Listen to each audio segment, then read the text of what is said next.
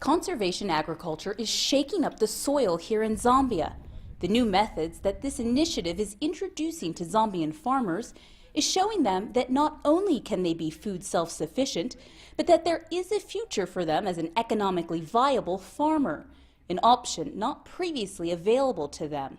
As one socio-engineer shares with us concerns he hears most from farmers in his home country of Malawi. I mean, they have this huge family that they need to support from a small piece of land. Yeah, so basically it's how do I make sure I'll harvest more from my field. So we come in to help them, to say, hey, I mean, there are better ways. We can't continue farming the way we've been doing. You see, things are changing. You know, whilst we're getting support from whether governments and the BCD, but we need to change the way we do things. So we need to look at sustainability, which is a critical component. Think of the future. Looking to the future is just what CA hopes to do.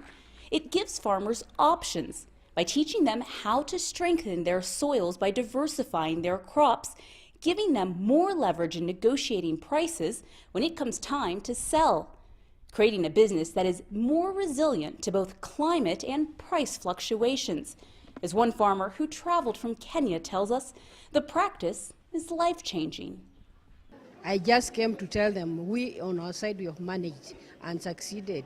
We are through because our harvest, it has brought us much benefit both on our livestock and food security. So we are comfortable. So I wish that technology could be extended to other countries so that they can see what we are doing on small-scale farming. For Zambia's part, the country is working on spreading the word on conservation agriculture. The country was chosen as the host for Africa's first conservation agriculture conference because it has the highest number of smallholder farmers practicing CA in Africa.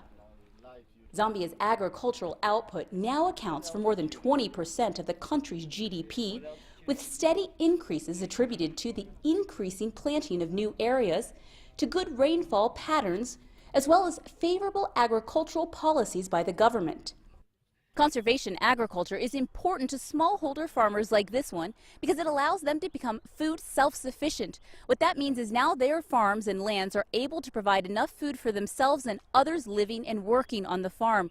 This wasn't always the case. It also sets them up to be exporters to neighboring towns, to the bigger cities, and even out of the country. G2 Abraham, CCTV, Lusaka, Zambia.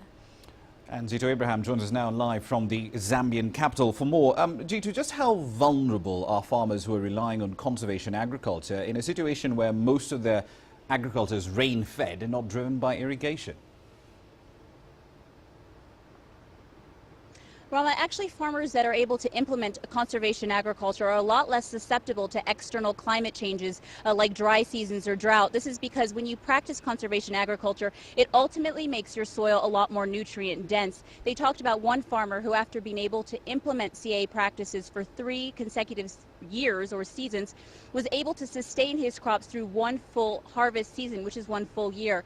This is done so by implementing the 3 key factors of conservation agriculture, which include minimum soil distribution, being able to retain crop stubble on the top, which is basically the nutrients that are deposited on the very top of the soil. So if you are able to leave that undisturbed, then the nutrients are able to penetrate the whole way down through the soil.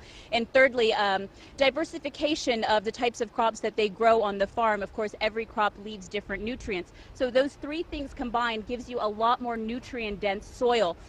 And this allows crops that are then growing in this soil to be able to feed themselves in hard times like drought.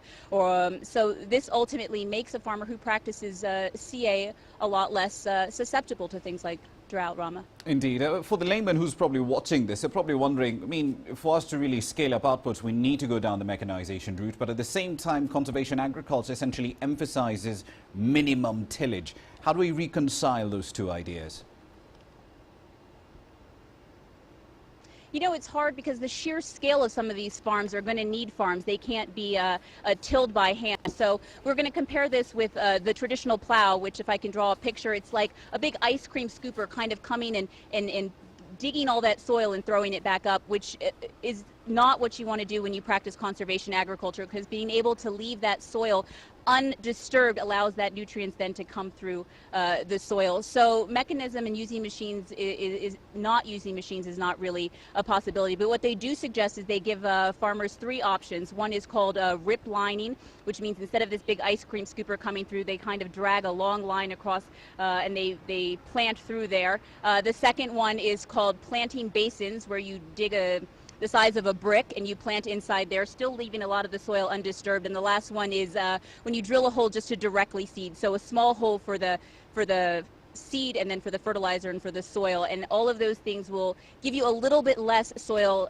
distribution and allow you to keep more of those nutrients in your soil and ultimately have a stronger soil to feed your crops, and it makes your farm a lot more resilient to external climate changes. Rama. Indeed. We'll have to leave there for the time being. Thank you very much for that. That's CCTV's Jito Abraham live there from the Zambian capital of Lusaka.